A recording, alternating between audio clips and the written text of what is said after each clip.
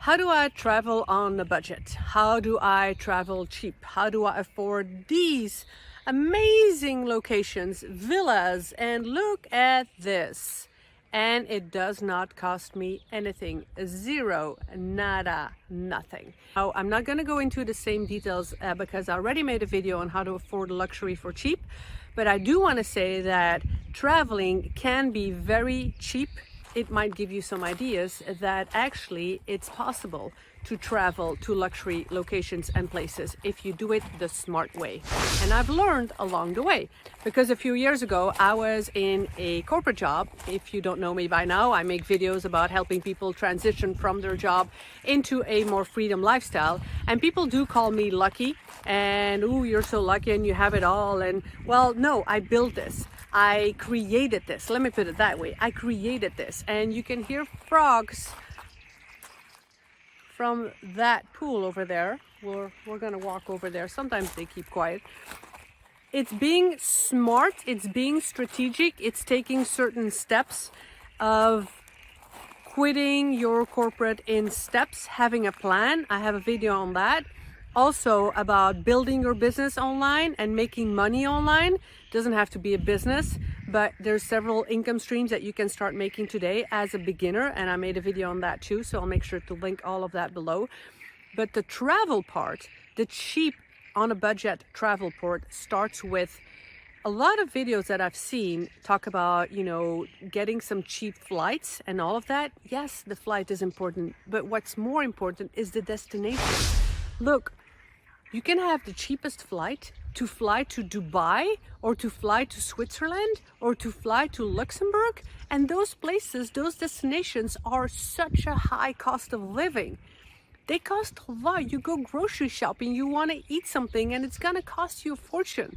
You want to stay somewhere, it's going to cost you a fortune. So for me, everything starts about picking the right destination. It doesn't make sense to look for cheap flights. If, of course, I'd look for cheap flights, that's obvious, that's logical. Why would you go for an expensive flight if you can, you know, travel a little bit, you know, a few days later or something, and then just grab a cheaper flight? But pick destinations that are affordable. Look, I was in France for about 6 months. I don't pick Paris. I pick other locations and other cities that are way cheaper. I'm now in Portugal. Actually, I spent a few days in Lisbon, a week ago or 2 weeks ago, and literally the same pasta was 1/3 cheaper. Okay, 1/3 of the price cheaper, because now I'm in the south and that was a big city like Lisbon. So if you go to France and you go to Paris, of course it's going to be more expensive. You want to eat something, you want to eat out, of course it's going to be expensive. So which destination are you picking? At the same time, while I'm saying this, I'm also not picking dangerous locations, because I'm a woman alone. I travel on my own. I don't want to take any risks. I'm not going to go to the bushes in Peru or in, I mean, love the places, don't get me wrong, great destinations, but I'm not going there.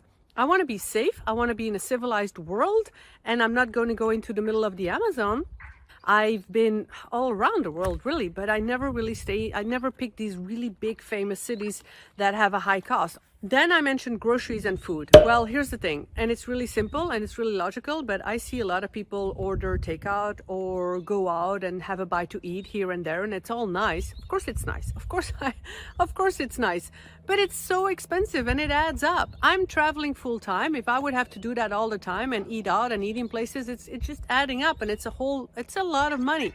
So no, I go grocery shopping and I just buy my pasta and I buy the things that are on sale. And depending on the country where I am, like literally now the oranges are super cheap because that's where I'm in the south of Europe. But if I'm in another country, it might be a pineapple or a mango or, you know, or another vegetable. Take what's there, take what's on sale. Just do your groceries and cook. You know, if you buy some pasta and rice, it hardly costs anything. You can make superb meals. You just add some vegetables, and I mean, I'm really easy. I'm not a fancy cook. I'm gonna be really honest with you. Accommodation, oh my goodness, the most expensive is probably the accommodation.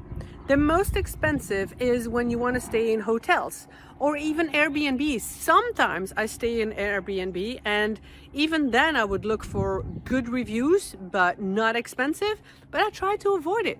And so what am I doing? Why am I staying in this luxury house? Because I'm house sitting, and I'll put the link right below because I'll give you more details on how I do that. But it's just cheap. It's not cheap, it's free.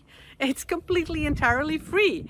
You know, so I pick my locations, I pick my destination, I'm in these places, I do my own cooking because I have an entire villa, I have an entire kitchen, I have everything I need. And then the last thing I want to say is clothing. Like, I'm wearing pretty much the same things all the time. I mean, I pick my destination also in sunny locations because the more colder you go, the more clothes you need. And I just want to wear tops and shorts, and that's what I do. And if I wear the same thing every day, then that's what I do. I really don't care because I'm always traveling. Who knows me? Nobody, right? So I would say be careful on that. By the way, if you like my content, I have way more videos about how to quit your job, take the leap, and really transition in a smart way. But just hit that like button, please, and hit the subscribe button and comment below. Like, what are your questions? What are you sitting with? How can I help you more? What videos would you like to see more? The last thing I want to say is that pick locations that also have good internet connection, and that's what I look for as well. So yes, in bigger cities you'll have more, you know, better internet. I've been in rural places where internet is super bad. But also some hostels don't have internet, some Airbnbs don't have internet, you know, so that's why I love house sitting, because yeah, most people that have house sitters, they do have really good internet, so I'm really enjoying that. So, but it's not always the case, so that's really important if you want to grow online as well and be a digital nomad. I hope this helps, because you can really travel cheap and it can be so much easier than you think. And let me know if you have any more questions, but just make sure that you check the next videos, and I'll see you in the next one.